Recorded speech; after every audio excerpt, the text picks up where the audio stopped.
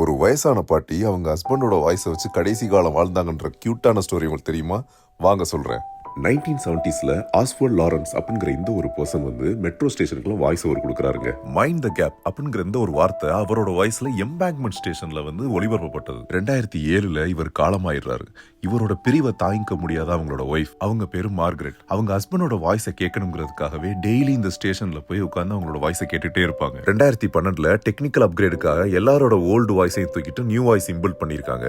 இனிமே தன்னோட ஹஸ்பண்ட் வாய்ஸை கேட்கவே முடியாதுன்னு கவலைப்பட்ட மார்கரெட் TFL, அதாவது டிரான்ஸ்போர்ட் ஃபார் லண்டன், அவங்கள்ட்ட ரெக்வஸ்ட் பண்ணி எகைன் அந்த வாய்ஸை அங்க ப்ளே பண்ண வச்சாங்க. இப்போவும் நீங்க லண்டன் எம்பேங்க்மெண்ட் ஸ்டேஷன் போனீங்கன்னா மைண்ட் த கேப் அப்படிங்கிற இந்த ஒரு வார்த்தை ஒளிபரப்பப்படும்.